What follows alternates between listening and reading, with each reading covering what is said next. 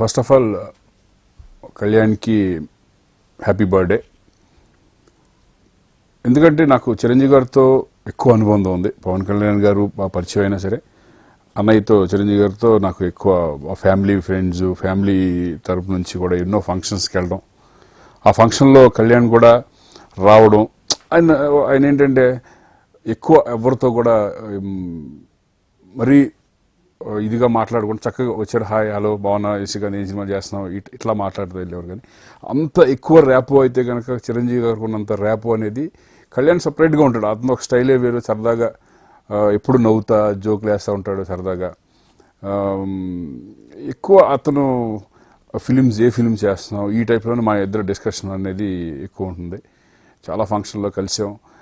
బాగా మాకు గుర్తున్న ఇన్సిడెంట్ ఏంటంటే 2000 ఇయర్స్ ఆ టైంలో 1999 అనుకుంటా 31st మేము అందరం కలిసి బెంగళూరు వెళ్ళినాం చిరంజీవి గారి ఫామ్ హౌస్కి. అక్కడ నాకు బాగా మేము 2 days అక్కడే ఉన్నాం మొత్తం వాళ్ళ ఫ్యామిలీ మెంబర్స్తో పాటు, నేను రవితేజ మేమందరూ కలిపి అక్కడ వాళ్ళతో స్పెండ్ చేయడం జరిగింది ఆ ఫ్యామిలీతో. అప్పుడు పవన్ కళ్యాణ్ గారితో కూడా మేము స్పెండ్ చేయడం జరిగింది. చాలా జోవియల్గా చాలా చక్కగా మాట్లాడుతూ హ్యాపీగా ఉండేవాడు. ఒక్క విషయం మాత్రం నాకు బాగా గుర్తు, అన్నయ్య ఎప్పుడు శ్రీకాంత్ అంటూ ఉంటావు, మేమందరం మీ తమ్ముళ్ళు కదా మాతో అంత ఎందుకు ఎక్కువ స్పెండ్ చేయవు, శ్రీకాంత్ ఎక్కువ ఎందుకు స్పెండ్ చేస్తావు అనేవారు. ఒరే అది కాదురా, అది వేరురా, ఇది వేరురా, నేను శ్రీకాంత్ స్పెండ్ చేసిన గొప్ప నీతో చేయలేను కదరా అది అని ఒక సరదా ఆ డిస్కషన్లో అలా జరిగేది. So wonderful person. బేసికల్గా పవన్ కళ్యాణ్ గారు ఏంటంటే వండర్ఫుల్ పర్సన్. తను అనుకుంది ఏది ఎక్కడ కూడా డిస్కషన్స్ గ్యాసప్స్ మాట్లాడడం కానీ ఏం చేయడం కానీ ఏం ఉండదు అతనితో. తన స్టైలే సపరేట్ అనమాట. అది ఎలా చెప్పాలని నాకు తెలియట్లేదు, బట్ ఏంటంటే తన style separate, down to earth person లాగా ఉంటాడనమాట. అంటే నేను మెగా పవర్ స్టార్ అయిపోయాను, మా అన్నయ్య మెగాస్టార్ అని కానీ ఇప్పుడు కాదు, అసలు బిగినింగ్ నుంచి కూడా ఆయనకి అలా ఉండేది కాదు అనేది అంతకుముందు వాళ్ళు చెప్పారు పవన్ కళ్యాణ్ అట్లా ఉంటారు అది అని. So is basically good human being.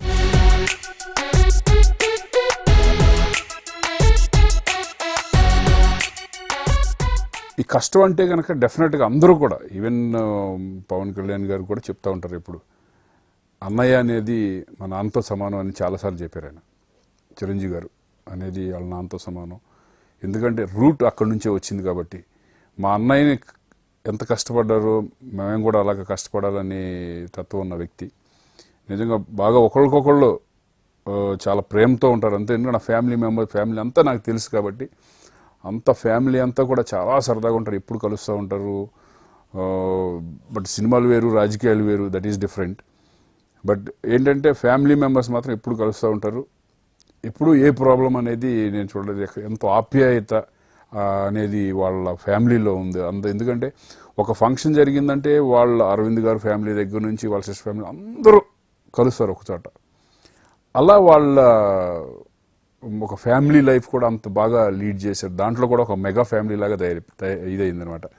So అలాగే ఆ కష్టం అనేది చిరంజీవి గారిని చూసి పవన్ కళ్యాణ్ గారు కానీ, ఈరోజు రేపొద్దున చరణ్ కానీ, బన్నీ కానీ, ఇప్పుడు వచ్చిన అందరూ కూడా, ఈవెన్ మాలాంటి వాళ్ళు కూడా ఒక చిరంజీవి గారిని చూసి ఇన్స్పిరేషన్తో చేసింది. అలాగే పవన్ కళ్యాణ్ గారిని చూసి ఒక హ్యూమానిటీ అండ్ ఆయన స్టైల్, ఒక ఎంత పద్ధతిగా ఉంటారు, ఎంత పద్ధతిగా మాట్లాడతారు అనేది ఆయన చూసి నేర్చుకోవాలి. పవన్ కళ్యాణ్ గారిని చూసి సో సింపుల్, అసలు ఎక్కడా బందా అనేది ఉండదు, చాలా క్యాజువల్గా ఉంటారు. నేను పెద్ద హీరోని అనేది అది కూడా ఉండకుండా ఉంటారు కళ్యాణ్. సో కష్టం అనేది పడకపోతే డెఫినెట్గా అంత లెవెల్కి అనేది వెళ్ళడం చాలా కష్టం. ఎందుకంటే సో ఆయనకి వేరే యావిగేషన్స్ లేవు, ఓన్లీ ఫిలిం, ఇప్పుడు రాజకీయాలు అవ్వచ్చు.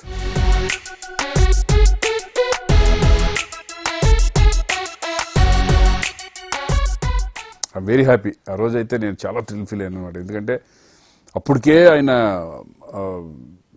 స్టార్, పెద్ద స్టారు, చక్కగా పిలవగానే అందరు దాంట్లో చాలామంది చేశారు. ఒక రవితేజ చేశారు, అందరూ చేశారు, బన్నీ చేశారు, అందరూ ఒక్కొక్కళ్ళు వస్తుంటే పవన్ కళ్యాణ్ గారు వస్తారా రారా అడిగా నేను. అనే పవన్ కూడా వస్తారు భలే ఉంటుంది ఒక షాట్లో చేస్తారు పవన్ మన ఆయన అడిగారు కళ్యాణ్ అడిగారు చేస్తారు సరదాగా. నేను పడుకున్నప్పుడు ఆ బీర్ బాటిల్ తీసుకొచ్చి లోపల పెట్టి మీ ఎదురు ఆ రోజు చాలా ఎంజాయ్ చేశాను నేనైతే కనుక. ఒక కళ్యాణ్తో చేసినప్పుడు అంటే అన్నయ్యతో ఆల్రెడీ చేశాం కాబట్టి కళ్యాణ్ వచ్చినప్పుడు ఆ షాట్ మాత్రం చాలా థ్రిల్ ఫీల్ అయ్యాను నేను. చిరంజీవి గారితో పక్కన పవన్ కళ్యాణ్తో చేసిన చాలా హ్యాపీగా ఒక షాట్ మాత్రం అది ఎప్పుడు గుర్తుండిపోతుంది నాకు ఆ షాట్.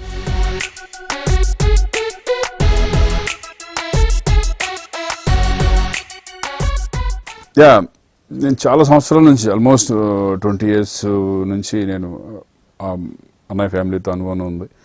అప్పటి నుంచి ఇప్పటి వరకు ఒకటే ఎప్పుడు అంటే మనిషిగా మారిపోయాడు పెద్ద స్టార్ అయిపోయింది మారిపోయాడు అని ఏమి లేదండి. అప్పుడు కూడా అలాగే ఉండేవారు ఆయన చక్కగా. అంటే ఆ చిన్న రిజర్వ్డ్నెస్ అనేది కనపడుతుంది అనమాట కళ్యాణ్ గారిలో. అనవసరంగా వెళ్ళిపోయి హెచ్చులకు వెళ్ళిపోయి మాట్లాడేసాం పొరపాటుని చేయడం అటువంటి ఏమి ఉండదు. అప్పుడు ఎలా ఉన్నారో నాకు ఎందుకు ఇప్పుడు అలాగే అనిపించింది. ఎందుకంటే మొన్న మా దేవరాయ షూటింగ్ చాలా రోజుల తర్వాత కలవడం పిలవగానే శ్రీకాంత్ చాలా రోజులు ఎందుకు కూర్చుందాం మాట్లాడదాం ఆ మాటలు కానీ చక్కగా నవ్వుతా ఎప్పుడు ఆ స్మైల్ ఒకటి బ్యూటిఫుల్గా ఉంటుంది అనమాట. ఆ స్మైల్ నవ్వుతా అలాగే ఉన్నారు. బట్ హీరోగా అప్పుడు 20 years బ్యాక్ కంటే ఇప్పుడు మెగా ఎక్కడికో వెళ్ళిపోయారు ఆయన. సో దానికి పెరిగారు కానీ బిహేవియర్ మాత్రం సేమ్ యాజ్ ఇట్ ఈజ్. అప్పుడు ఎలా ఉందో ఇప్పుడు అలాగే ఉంది. ఎక్కడ చేంజ్ లేదు.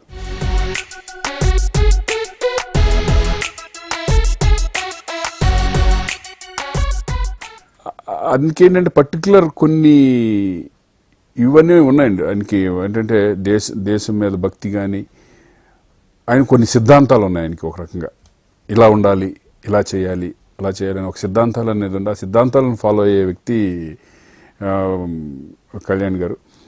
అలాగే ఆయనకి చాలా హ్యూమానిటీ ఎట్లా ఉంటుంది ఏంటి దాని స్పిరిచువల్లో కూడా మిక్స్ చేసుకొని.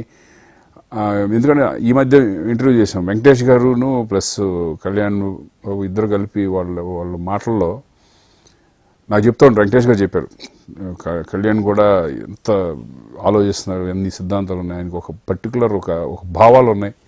అటువంటి మంచి భావాలతో ఆయన చెప్పడం అనేది నిజంగా మా ఇద్దరికి బాగా సింక్ అయిందని చెప్తూ ఉంటారు అన్నమాట మధ్య మధ్యలో.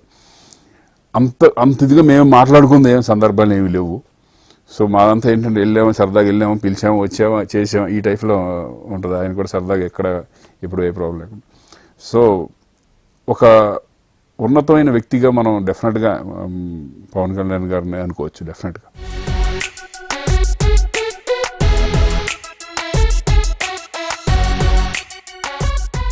యా అంటే నాకు బేసికల్గా ఏంటంటే పోలీస్ యాక్చువల్గా నేను యాక్టర్ అవ్వకపోతే పోలీసు డిపార్ట్మెంట్లో వెళ్ళేవాడినేమో.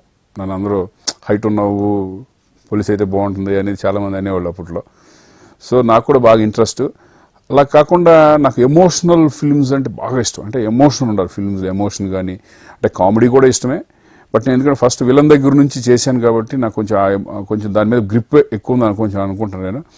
ఆ ఎమోషనల్ సీన్స్ నాకు బాగా ఇష్టం. అలాగే ఖడ్గంలో ఫస్ట్ టైము అన్ని ఫిలిమ్స్ చేసిన తర్వాత ఒక ఫ్యామిలీ ఓరియంటెడ్ ఫిల్మ్ చేస్తూ ఉండగా కృష్ణవంశీ పిలిచి నువ్వు ఈ క్యారెక్టర్ చేస్తానని బట్టి నేను షాక్ అయ్యాను ఫస్ట్. ఒక రకంగా నేను చేయగలను కాన్ఫిడెన్స్ నాకు ఉంది వంశీ, బట్ నాకు నువ్వు ఏ ధైర్యంతో ఇస్తున్నారు అనేది నాకు తెలియదు. ప్రొడ్యూసర్ కూడా అగెనెస్ట్గా ఉన్నారు కరెక్టే, కానీ నువ్వే నాకు కావాలి, నీలో షార్ట్ ప్లేస్ నాకు తెలుసు నాకు అన్నాడు. అలా ఖడ్గం చేయడం, ఆ ఖడ్గంలో ఆ క్యారెక్టర్ క్లిక్ అవ్వడం, అలాగే దాని తర్వాత ఆపరేషన్ దుర్యోధన కానీ చాలా ఫిల్మ్స్ రకరకాల ఫిల్మ్స్ మంచి ఎమోషనల్ ఫిల్మ్స్ రావడం. దాని తర్వాత ఇప్పుడు ప్రజెంట్ చేస్తున్న ఫిల్మ్ ఏంటంటే ఆ టైప్ ఆఫ్ క్యారెక్టరైజేషన్తో అంత అండర్ ప్లే ఉండేది క్యారెక్టరైజేషను ఈ టెర్రర్ అనే ఫిలింలో చేయడం జరిగింది. ఇదేంటంటే ఒక స్ట్రిక్ట్ పోలీస్ ఆఫీసర్ అంటే తను ఒక టెర్రర్ ఇన్సిడెంట్ జరుగుతుంది. ఆ ఇన్సిడెంట్ని ఎలా ఇతను ఓవర్కమ్ చేసి ఎలా చేశాడు అనే దాని మీద చాలా ఇంట్రెస్టింగ్గా క్యారెక్టరైజేషన్స్ దగ్గర నుంచి స్క్రీన్ ప్లే దగ్గర నుంచి డైరెక్టర్ మన సతీష్ కాశెట్టి గారు అద్భుతం. అంటే ఆయన ఎలా చెప్పారో డైరెక్టర్ని బట్టే ఉంటుంది. నేను నమ్మేది ఏంటంటే ఫస్ట్ డైరెక్టర్ని నమ్ముతాను. ఎందుకంటే ఆయన హిట్ చేయాలన్నా ఫ్లాప్ అవ్వాలన్నా డైరెక్టరే కారణం. బట్ సతీష్ నాకు నచ్చింది ఎక్కడంటే అంతమంది హోప్ నేషనల్ అవార్డు విన్నారు. అలాగే తర్వాత ఇంకో ఫిల్మ్ ఏదో చేశారు. ఈ సబ్జెక్ట్ చెప్పగానే డెఫినెట్గా బాగుంటుంది ఇది. ఎందుకంటే మనం అనుకున్న బడ్జెట్లో ఇప్పుడు దీన్ని స్పాన్ ఎంతైనా చేయొచ్చు, ఎన్ని కోట్లైనా ఖర్చు పెట్టుకుని వేరే రకంగా చేయొచ్చు. బట్ ఉన్న దాంట్లో ఇంత గ్రిప్గా చేయడం అనేది నాట్ ఏ జోక్. చాలా బాగా చేశారు ఆయన. ఆ టెర్రర్లు అలాగే మెయిన్ దీనికంటే ఇటువంటి సినిమాలకి ప్రొడ్యూసర్ అనేవారు ముందుకు రావాలి. అలాగే ఇది ఈ సినిమాకి ప్రొడ్యూసర్ మస్తాన్ గారు ఈ సినిమా కథని వాళ్ళిద్దరూ వచ్చి నా దగ్గరికి అప్రోచ్ అవ్వడం, లేదండి మీరు కూడా విన్నారు కదా మా ప్రొడ్యూసర్ కూడా బాగుందన్నారు, మేము చేస్తామన్నా కానీ గుడ్. ఇటువంటి సబ్జెక్టులకి ఏంటంటే ప్రొడ్యూసర్ అనేవాడు ముందుకు రావాలి. ఇది ఎందుకంటే ఇది కమర్షియల్గా ఎంతవరకు వెళ్తుంది అనేది సినిమా అయిపోయిన తర్వాత కానీ మనకు తెలియదు. అవార్డులు అనేది రావచ్చు, ఎన్ని అవార్డులను రావచ్చు, దీనికి వస్తాయని అనుకుంటున్నాం. అట్ ఏ టైం ఈ సినిమా కరెక్ట్గా ప్రమోట్ చేసి కనుక చేయగలిగితే కనుక డెఫినెట్గా ఈ సినిమా మంచి సినిమా. ఈ మధ్యకాలంలో నేను చేసిన వాటిల్లో ఒక వాల్యూ ఉన్న సినిమా అని అనుకుంటున్నాను నేను. కొన్ని సినిమాలు ఏదో చేస్తాం, ఎందుకు చేస్తాం కొన్ని అర్థం అవ్వదు. బట్ ఈ టెర్రర్ అనే ఫిలిం పర్టికులర్గా సినిమా ఇప్పటికీ నేను 3-4 టైమ్స్ ఇంకేమైనా ప్రాబ్లం ఉందా అని 3-4 టైమ్స్ చూడడం కూడా జరిగింది. It's wonderful screenplay, wonderful direction. Satish Kasigat గారు నిజంగా చాలా అద్భుతంగా తీశారు. అన్ని క్యారెక్టర్స్ దీంట్లో నాజర్ క్యారెక్టర్ కానీ, హీరోయిన్ క్యారెక్టర్ కానీ, ప్రతి ఒక్క చిన్న క్యారెక్టర్ కూడా బాగా స్టడీ చేసి ఆర్టిస్ట్ని పికప్ చేసుకునే విధానం చాలా న్యాచురల్ వేలో వెళ్తూ ఉంటుంది అనమాట cinema. So I'm very happy. ఈ టెర్రర్ ఫిలిం ఇయర్లీ వెయిటింగ్, మేము కూడా రిలీజ్ అయిన తర్వాత ఎలా ఉంటుంది ఏంటి చూద్దామని. వన్స్ అగైన్ పవన్ కళ్యాణ్ గారికి many happy returns of the day. Kalyan, all the best. Thank you.